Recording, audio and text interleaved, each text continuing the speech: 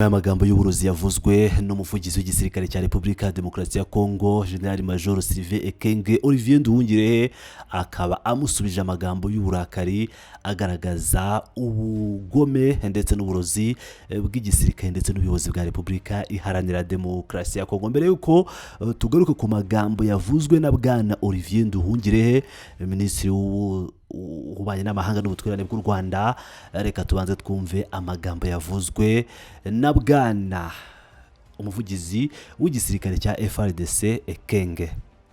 Le perfidie qui fait que lorsque vous épousez aujourd'hui une femme toute, il faut faire attention. Ah bon? Oui, il faut faire attention parce que si vous êtes responsable, et c'est ce qu'ils ont fait avec les chefs coutumiers, les grands chefs coutumiers un peu partout, on vous donne une femme, mais vous allez recevoir un membre de la famille, un cousin, un neveu qui viendra chez vous.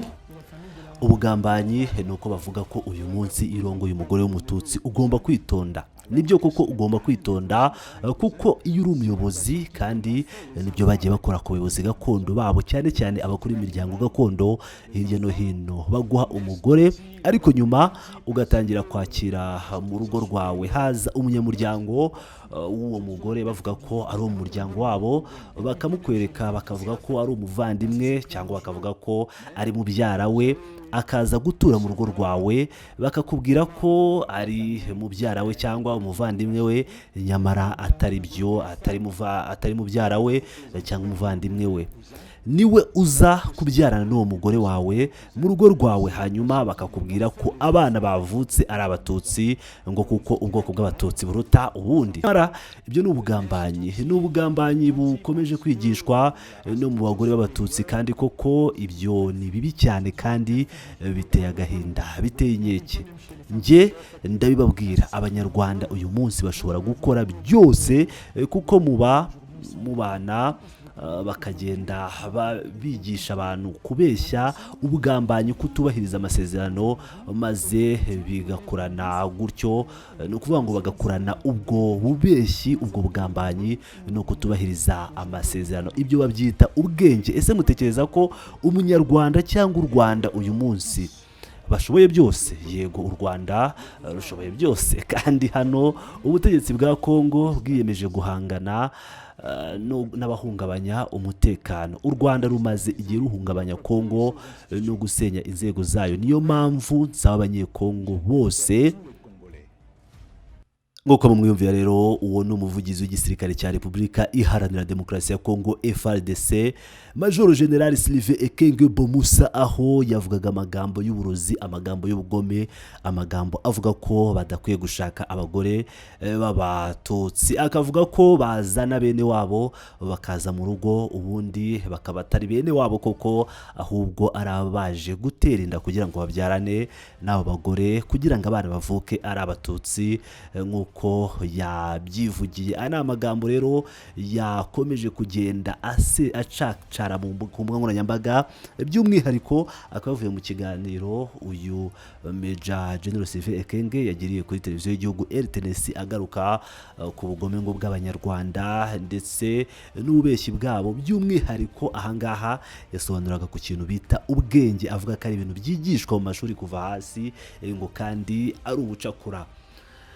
Minisitiri w'ububanyi n'amahanga w'u Rwanda bwana Olivier Jean Patrick Nduhungirehe nawe ni umwe mu batanze igitekerezo kuri aya magambo, agira icyo abivugaho, ndetse abantu benshi bakaba bakomeje kugaruka kuri aya magambo yavuzwe na Olivier Nduhungirehe. Twise cyane rero mu butumwa Olivier Nduhungirehe yatanze ku rubuga rwa X, yagize ati: muri iki gihe cy'iminsi mikuru, aho igitangaza cya Noheli cyari gikwiye gutuza imitima, ubutegetsi bwa Kinshasa bukaba bukomeje kubabaza, bufata inzira itandukanye niyo, bakarushaho kugwa mu mwijima w'ubugome bwa jenoside ku buryo buteye ubwoba. Ntibihagije ko bufatanya n'abajenosideri ba FDLR, ntibihagije ko bugaba ibitero kandi bugatoteza abatutsi bo muri Repubulika ya Demokarasi ya Kongo barimo n'abanyamurenge. Ntibihagije ko bwakira ku mugaragaro Kinshasa aba influencers b'abanyekongo aho batuye neza muri Leta Zunze Ubumwe za Amerika bahamagarira ku mugaragaro kurimbura abo bita inyamaswa z'abatutsi no kwica iyi virusi mbere y'uko ikwirakwira mu muryango w'abanyekongo. Rero umuvugizi w'ingabo za Kongo FARDC afata ku mugaragaro ijambo kuri televiziyo y'igihugu RTNC itegeko rya mbere mu byo bise amategeko 10 y'abahutu mu 1999 nako mu 1990 yatangajwe n'ikinyamakuru cy'ivangura rishingiye ku moko cyo mu Rwanda Kangura kizwi cyane mu mateka mabi nk'uko byavuzwe na General Sylvain Ekenge. Iyo urongoye umugore w'umututsi ugomba kwitonda. Iyo uri umuyobozi nk'umwami gakondo baguha umugore ariko uzajya wakira mu rugo rwawe umwe mu bagize umuryango we bazakwereka nk'umuvandimwe cyangwa umuhungu wabo cyangwa akaba ari mubyara wabo, nyamara ari we uzajya byara abana n'uwo mugore wawe mu rugo, hanyuma bakakubwira ko abana bavutse ari abatutsi kuko ubwoko bw'abatutsi buruta andi moko. Uyu generali wasomaga neza inyandiko ze zateguwe n'abanyapolitike bama ideoloji ya jenoside nka Professeur Philippe Lenchen abishyira ku byo yise ubwenge, ikirango cya ideoloji kidafite ishingiro. Uwo profeseri wo muri ANEV ahora ashyira ku batutsi. Sylvain Ekenge aranagera aho akavuga ko ubwo bwenge no kuvuga ngo ijambo bwaryo risobanura gusa intelligence ryigishwa no ku bana bato b'abatutsi, bityo nk'uko byagenze mu 1994 mu Rwanda agashyira ikimenyetso cy'ubugizi bwa nabi ku bana. Uyu generali w'umunyekongo ntiyagarukiye aho gusa, ahubwo yanongeye gufata inyigisho za gikoroni zashyizeho imizi y'ivangura rishingiye ku moko n'iyicwa ryakorewe abatutsi, zirimo igitekerezo kivuga ko abatutsi ari abanyamanyanga bagabye igitero ku Rwanda bagategeka abahutu banigabiza ururimi rwabo rw'ababantu ari rw'ikinyarwanda. Nubwo ashobora kuba yatewe isoni cyangwa yagiriwe inama n'inshuti ze zo mu burengerazuba, Perezida Tshisekedi ashobora gukura General Sylvain Ekenge ku mwanya vuba, ariko ibyo ntibizabuza ko uku kugwa mu mwijima wa jenoside mu guceceka k'umuryango mpuzamahanga nk'uko byagenze mu 1994 ari ikibazo gikomeye kibangamiye akarere muri rusange n'u Rwanda by'umwihariko rukaba rudashobora na rimwe kwemera gusubiramo amateka yarwo mabi.